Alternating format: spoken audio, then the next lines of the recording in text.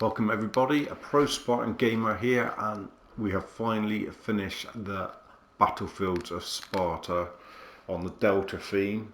A couple of videos gone up already showing you the first few holes, and I think the last video we were up to hole 9, and we were looking at adding more stuff on each hole. So here's an oversight of it all. It is now finished. You can see we've put in a lot of dead cedar trees just to give you the sense of some of the battles that went on in this land and sort of burnt tree look.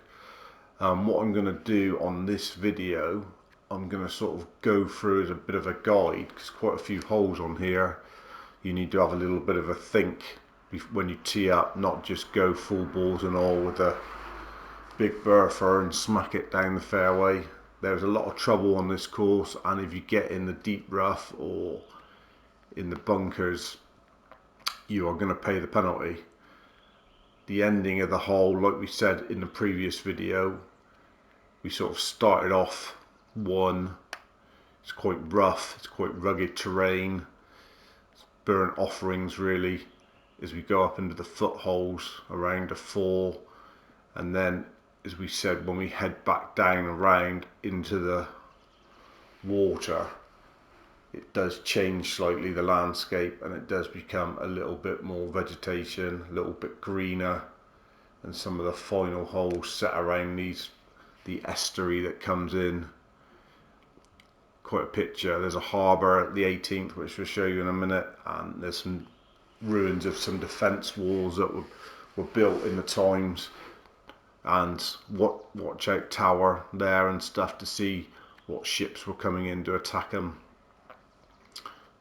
Anyway, hole 1, basically driving over this waterfall. Fairly tough opening hole. We'll go through the score sheet at the end and show you the yardage, but I think it's about 420, something like that. 430, but it's all about position again. Yes, take driver by all means, but this bunker on the left, I've play tested it several times, swallows it up from a lot of places. The fairway sort of leans towards that bunker, so I would probably drive with a slight fade, looking to land just to the left of that dead tree. Leaves you with an awkward shot into a very small green, which is well protected by the 2 bunkers, which again gobble you up. I think a par on this hole, and you've done well. There's not a lot of landing scope on this one. Lovely looking spot though. That's the first, and then we just go across here to the second, which is the first of the par 3s, of which there's 6 on this course. There's 3 around 200 yards, and then there's 3 a bit shorter. This one's fairly straightforward. You're obviously hitting the green. I always try to draw this in. I don't know why, but it just lends itself more for a draw shot, I think. Again, tough green to hit. Not over sloped in around the actual flag. As you can see, I've tried not to overdo any of them. There is slight movement, but if you miss, then you will go somewhere else. You know, need to be accurate. Not at the end of the day, par is still an average score. I don't really want people scoring like 25 under and stuff. I don't think that's golf for me, or even like 10, 15 under on a round isn't really golf. It's like if you can get 3-4 under, then you've still done really well on the course, and that's the sort of thing that I would say. I'm sure there's people out there that are still going to score 10-12 under on this, but at the end of the day, designers shouldn't be criticised for making a course that people are struggling to score par on, because that is the name of the game at the end of it. Okay, third, you're driving in here again, all about missing the bunkers. This it's a par 4. It's a long par 4. It's a tough par 4. You're gonna have a 200-yard shot into the green when you land around here. Obviously, if you stay on the fairway, then you're fine. If you hit a bunker, then you're going to be struggling. Lovely looking shot. Mind the crocodiles if your ball goes in there. We said that before. And then fairly big green to hit. Not really too much to say about this one. It's just about avoiding the bunkers off the tee. We then go to the fourth. We have sort of shown you these before, I know, but fourth, next, another par three. That's not, sorry, apologies. This one is one that you really do want to be a little bit careful on. It's a par five. Don't be too ambitious on your first, because I don't think you're going to make the green in two. So there's nothing wrong with laying that well short of those two bunkers to make sure that you're not in trouble. Because if you end up in those bunkers, then the shot onto this next plateau is nigh on impossible. And it's all about positioning on this plateau to give yourself a shot into that elevated green. And again, need to be back edge, back of the green. Nothing for landing short on this one. You will run out, but again, not too bad in around the flag. On to the sixth. Again, elevated tee, up in the footholds here, really in the mountains now, really rugged terrain where all the battles took place and the hiding and seeking took place. You want to drive here and you really want to be left edge of the fairway. Draw shot shape away from that bunker into this sort of Y-shaped fairway. If you could be on the left hand side of the Y, gives you a good look at the green, which is over that sort of rough quarry area. Again, big bunkers around it, two-tiered green, and very small landing area. Overshoot, you'll be in the bunker. Undershoot, you'll be in the bunker. Tough one. Good par four though, I think. And then the seventh, one of my favourite holes on the course. This is one of two drivable par fours on this course. You can either go across on the diagonal and try and hit that green in there. Probably a free wood and hope for the best. There is trouble all around and you could end up taking six if it goes wrong, I think. Or a little layup, 160 yard, 180 yard layup gives you a shot into the flag, as you can see there. So two ways of playing that. You either go balls and on, hope for the best, or you lay up and it's still probably only going to leave you with an 80-90 yard chip to get close for a birdie anyway. So whichever way around you want to do it. Where's the eighth? Oh, the eighth is probably the hardest hole on the course for me. Where is it? Seventh. So I lost my bearings here. There's the eighth. There's the eighth. Monster hole, 660 yards, I think, something like that. It says on there 530. It's a lot longer than that. I don't know. So you drive in. Must avoid that bunker, otherwise you've got a world of shit. So right half of the fairway, there is a bit of a stop there because I play tested it a few times and it ran off there and it was just getting a bit too hard. So I've put a bit of a bank in there, and then I don't think, unless you can get around where that 8 is and take a chance of landing there, you then may have a shot in to the green. If not, it's a layup into here, and really you want to try and get either so you're hitting it over the bunker or right up tight at the end there to give yourself a good viewing, because it is trees in the way and then everything is out of bounds around here. There's loads of out of bounds on this hole, so just be careful. Is a bit of a bowl where the actual flag is, but again, if you're short you can have a hard putt. So that's the 8th, probably the hardest hole on the course, I would say. And then from the 8th, a lot of holes crisscrossing here now. The 9th, another par 3, lovely par 3 into a bit of a quarry sort of area. Fairly straightforward.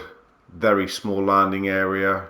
The only one with 2 pins actually. I've not put loads There's only one choice of tees on this course, and there isn't really a second set of pins, so don't think it's needed really on this one. So yeah, 2-tier green, top tier you need to be on, fairly straightforward. The 10th we start moving down towards the water. This one is a par 5, so drive, again, avoid bunkers basically off the tee, gives you a chance. Maybe reachable in 2, bit dodgy, but you can get down pretty close if you fade a 3-wood and get it running down this fairway. There's a lot of wildlife here on the left, be careful, there's mooses, there's deer, there's crocodiles about. If you run on down there, you can get fairway down and leave yourself a nice chip into this gorgeous looking green. Couple moored boats there from days gone past, and again, avoid bunkers, they're deep and there's a lot of danger around this green, and the flag is well placed in that corner.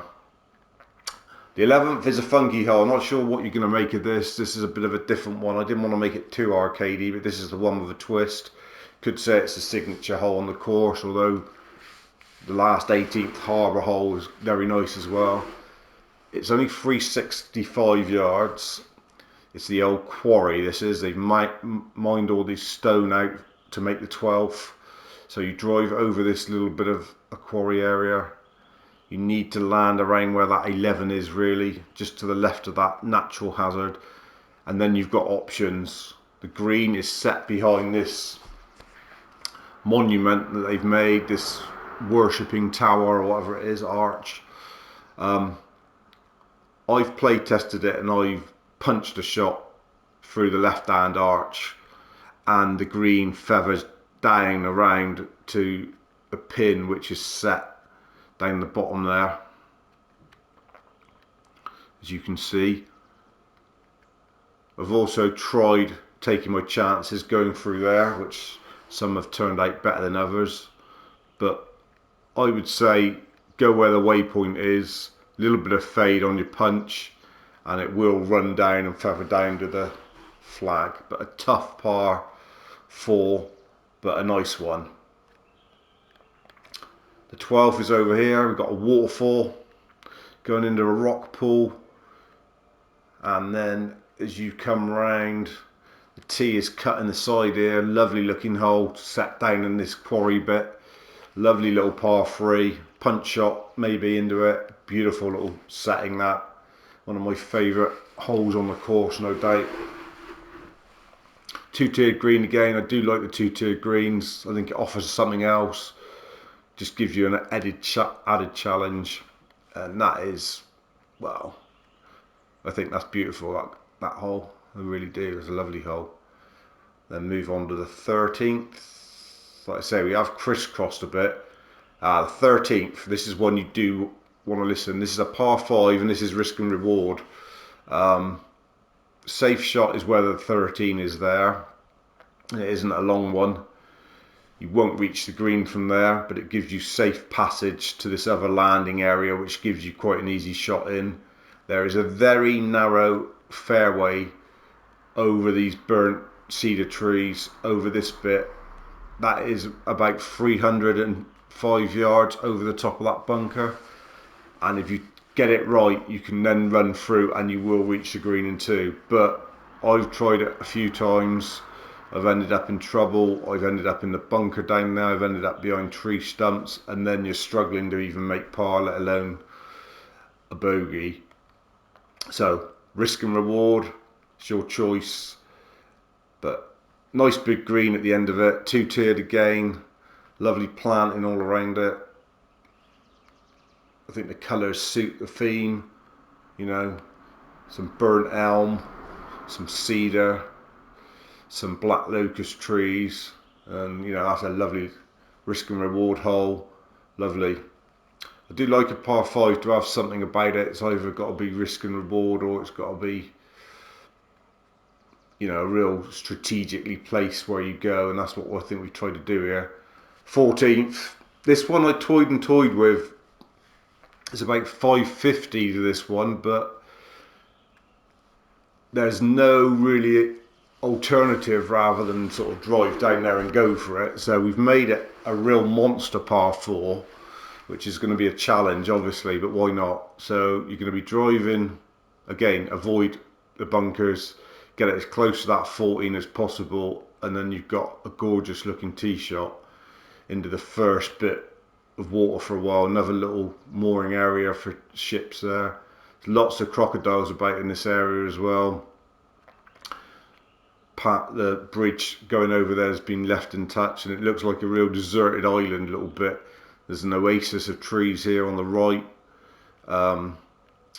one bunker and a very small landing area, but if you get over there and come away with a par, I'm sure you'll be happy. Any birdies on that hole will be well done, I would say, because it's a 200-yard plus shot into that one.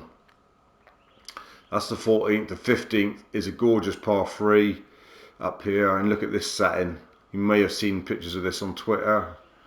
So pleased with how this one's come up. It's like a long green. It's not long, it's only about 140 yards, par 3, over the water, coming away from the sort of rugged look and looking a bit more manicured here and around the lakes and the estuary. Lovely looking green. There's a backstop if you go a bit long, but planting again, rocks sunken into the banks. Really like the look of that. Beautiful looking hole. That's one of my favourites for sure. Getting around, where's the 16th? There, here's the 16th. Second drivable par 4 if you're feeling brave. This is obviously going to be wind dependent, a lot of these, but this is, I've played this both ways and I've got in more trouble going for it than not. Because it's not a tough second shot. If you get this right, another little bit of a waterfall there, just piping away. If you land sort of right at that 16, it's quite an easy little chip, probably 80-100 yards into the flag. It's a driver if you're going for it, and you probably need to put some loft on it, and you need to get it landing sort of to the left hand over there. But obviously there's a lot of rocks and stuff you can hit. You can ricochet into the water, or you can end up where I did, hitting a rock and ending up in behind all this stuff and then having a chip down, which, well, it's a world of shit. Tough little green to hit, favourable banks into it, cracking looking hole I think. Risk and reward, par 3 drivable, do like them. I think every course should have a couple of them, and it looks really nice. And then we go to the 17th, which is a gorgeous par 3 again up here. Got a few things going on around here as well we must speak about. Got the remains of a watchtower and a sort of watch out war, the battles when boats were coming in to attack and stuff. So remains of it there being put in, and we've got a bit of a sacrificial table and that. We've got loads of dead animal skulls there. Maybe that was where they used to sacrifice. I'm not sure what happened there, but short par 3, 120 something yards I think. There it is. Tough hit green to hit. Backstop favourable. Not a lot. There's trouble all around. I mean, you wouldn't want to be in those bushes. Lovely planting again. Trees strunken in to make it sort of look like bracken and heather and stuff. I think it looks really effective. That's the 17th. The 6th par 3 on the course. And then the finale hole. The Old Harbour, I've been calling this. And you will be driving across the estuary. I suggest you try and go right at that little bush and feather in around here for the best shot in, because if you end up sort of on the left hand side, it's a lot harder shot into the green because you're going over stuff and the green's not so opened up. There you see the entrance to the harbour, still all intact. built by the brave Spartans with their bare hands. Plenty of blisters on their palms after that. Remains of quite a few ships and all in the water still. Some weeds growing on what would have been a nice harbour slab where they probably cooked up whatever fish they caught out across the rivers there. Nice finishing hole, and up in here, sunk in the cliff on the lower tier, is your destiny if you get there. And it's a lovely view looking back out across. If we can get the camera in the right place, that is. You can't. There it is. Lovely. The only thing I would say, some of these, just if you end up missing the green at the back of some of these cliffs and these bushes to chip out, obviously the camera goes a bit funny, but you just have to bear with that. You can't do nothing about that. But that is a lovely plot of land, I think. Hopefully you are going to enjoy this course. All the elevation changes, variety of holes. Like I said, it sort of started off one theme, come back around to a different theme as we got nearer the water. Hopefully some of you are going to do some walkthroughs. I know Toon Gamer's going to do one. I know B-Dan's going to do one. I'm trying to get early one, 1981, to do one as well. Just want people to enjoy it. Made really happy with this course. And don't forget, this is the third one I've made. There's Arenas of Sparta and the River of Leonidas out already. This is the first one I've ever done on the Delta theme, and it probably is my favourite. Let's just show you the scorecard before I sign off. So here it is. Bizarrely enough, two of the par threes, the second and the fifth, are the same distance. I didn't know that when I was creating it, but you'll see there that there are a couple monster par fours. The third hole 569 and the 14th 556. But like I said, they are quite comfortably reachable in two because of elevation changes, and your drive does leave you probably only about 220 into the green, so it's not stupid. It's not like you can only hit it 200 yards off the tee and you're left with 360 to go. The eighth, the massive 659 yard par 5, definitely probably the hardest hole on the course, I would say, along probably with the 14th, which is going to be a tough one. The 11th is that funky one, play how you will, but I do think there is plenty of birdie chances on the course, which in total is 7,079 yards long. Okay everybody, thanks for joining me. Leave comments below and enjoy playing this course, which I have spent hours creating, but I've enjoyed every minute of it. Thanks very much. See you soon. Pro Spartan out.